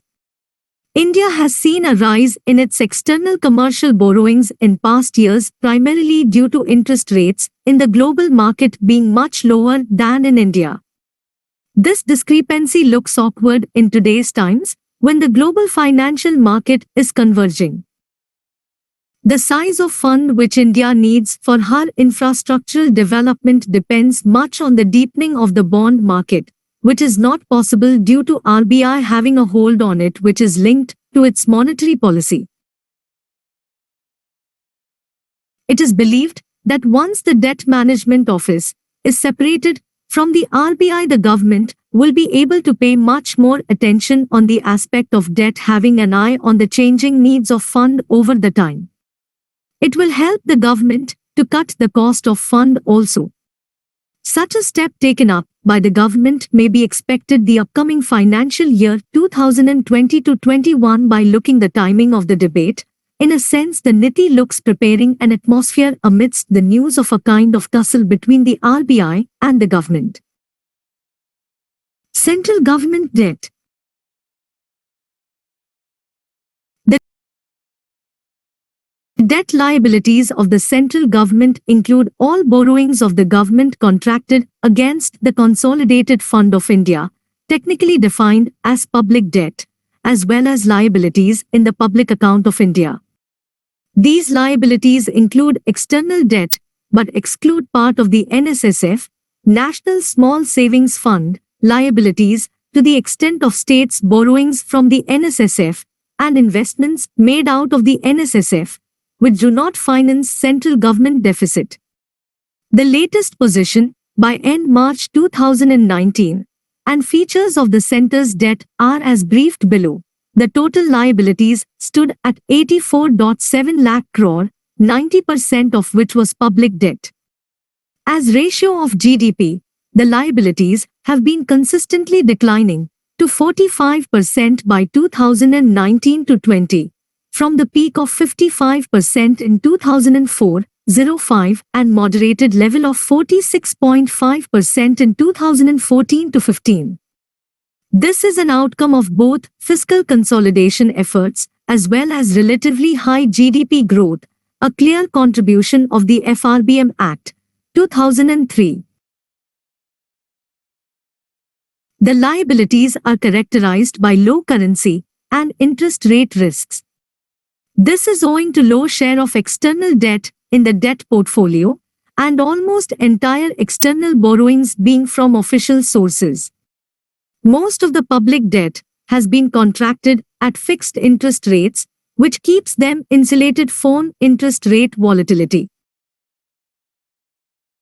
The maturity profile of the liabilities has also elongated, gradually leading to reduced rollover risk. G-Secs maturing in less than 5 years has been on consistent decline. The weighted average maturity has increased from 9.7 years at end March 2010 to 10.4 years at end March 2019. Central transfer to states.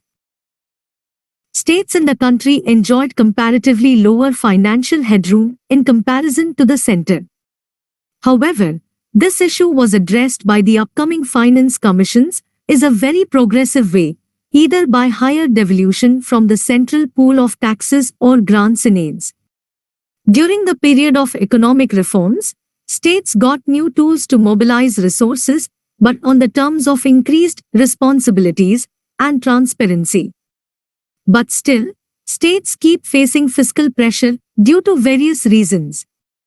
In this regard, the central transfer of funds to states play a very crucial role. Transfer of funds to states comprises essentially of 3 components, except other transfers which include the additional central assistance and special central assistance. 1. Share of states in central taxes devolved to the states. 2. Grants awarded by the Finance Commission. And 3. Centrally sponsored schemes, CSSs. Far-reaching changes were made by the 14th Finance Commission for the award period 2015-20 to strengthen fiscal federalism in the country. Consequently, States obtained larger fund transfers as well as greater autonomy to utilize funds as per their needs. Till 2013 to 14, funds for CSSs were routed through two channels, the consolidated funds of the states and directly to the state implementing agencies. In 2014 to 15, direct transfers to state implementing agencies were discontinued and all transfers to states including for the CSSs were routed through the consolidated funds of the states. The total transfers from center to states have risen both in absolute terms and as percent of GDP, increased between 2014 to 15, 6.66 lakh crores, and 2018 to 19, 12.38 lakh crores, accounting for 1.2% of the GDP. For the year 2019 to 20, the transfers were budgeted to be 13.19 lakh crores in addition to an increase in grants and loan to states by 73,963 crores. This increase was on account of three heads. 1. Compensation to states for revenue losses on rollout of GST. 2. Grants to rural and urban bodies. And 3. Releases under Samagra Shiksha. State finances. States are on the fiscal glide path. Rather, in past few years, they have felt increased fiscal pressure.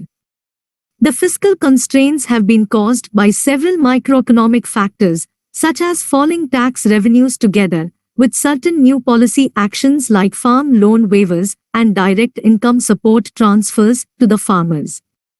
Major details related to the fiscal situation of states in 2019 to 20 are being briefed below. Tax revenue. As per 2019 to 20 budget estimates of the state governments, the state's combined own tax revenue and own non-tax revenue is anticipated to grow at 11.1% and 9.9% respectively, which is low relative to the robust growth displayed in 2018 to 19. Expenditures. The envisaged growth of 8.4% in total expenditure in 2019 to 20 with respect to 2018 to 19 is largely led by 9.4% growth in revenue expenditure, whereas the capital expenditure is placed to grow at only 3.7%. The rising trend in revenue expenditure is driven by rise in committed expenditure including pension and interest.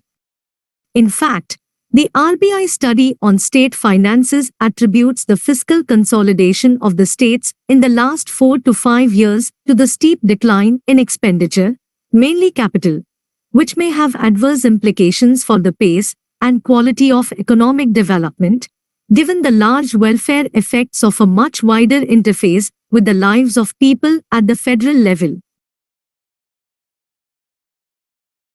Fiscal path. States continue to follow the path of fiscal consolidation and contained the fiscal deficit within the targets set out by the Frbm Act.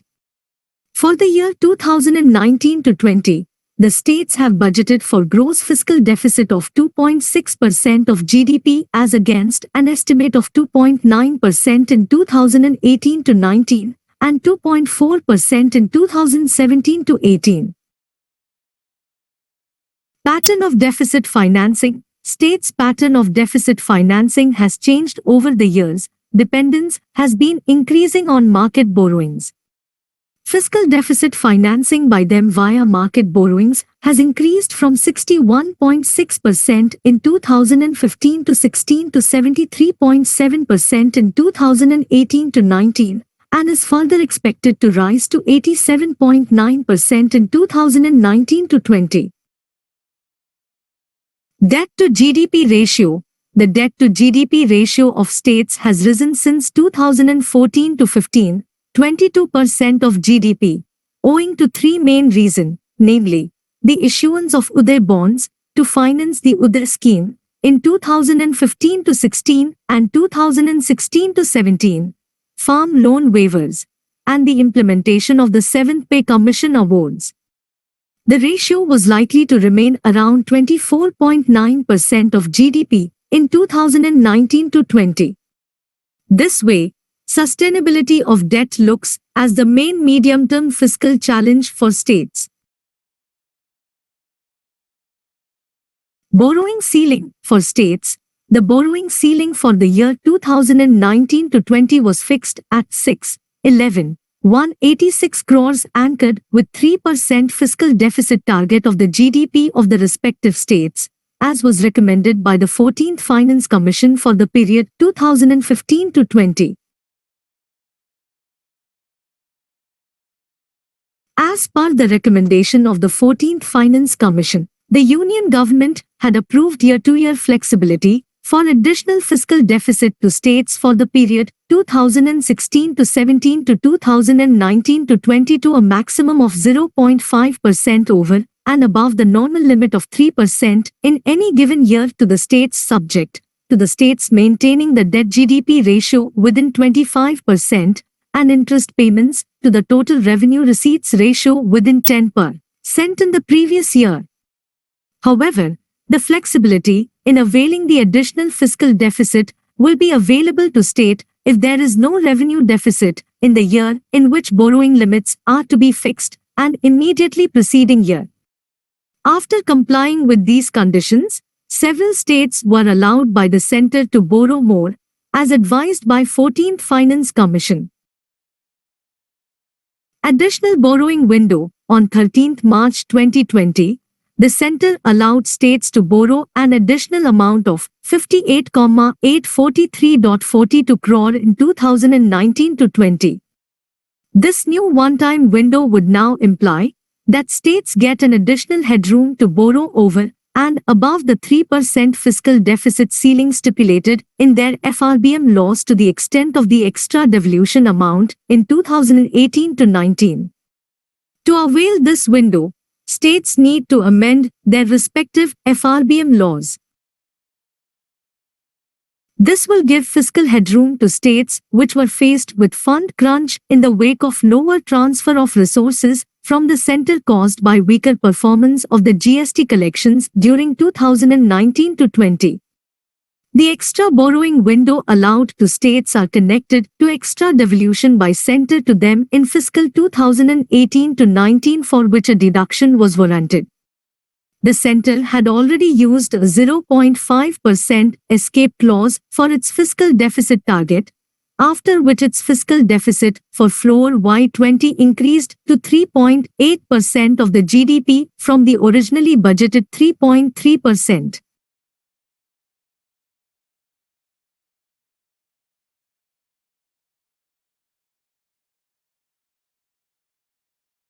General government finances. Those states are also following their fiscal responsibility laws enacted by them, but they also have been facing pressure on fiscal front due to a variety of reasonable and populist reasons. Deterioration in states' fiscal position ultimately drains the resources of the centre, and the overall fiscal situation of the economy gets deteriorated. Thus, to get an overview of fiscal position of the government as a whole, it is critical to analyze the general government, centre plus states, finances. The general government is expected to continue on the path of fiscal consolidation, as the fiscal deficit of general government was expected to decline from 6.2% of GDP in 2018 to 19 to 5.9% of GDP in 2019 to 20. However, the combined liabilities of centre and states have increased to 69.8% of GDP by end March 2019 from 68.5% of GDP of end March 2016.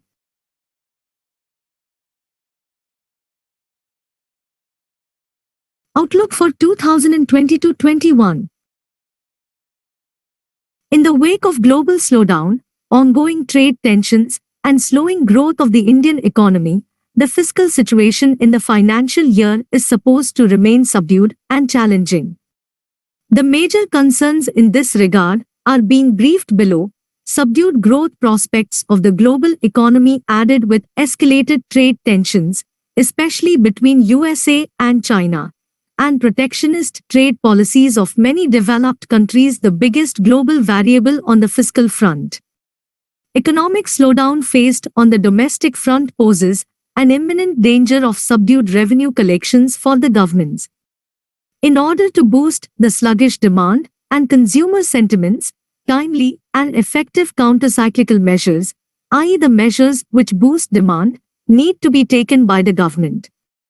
Such actions from the government look quite challenging given the falling government revenue, which cuts the fiscal headroom available at the disposal of the government. During 2019 to 20, first 8 months, the indirect tax collections remained muted.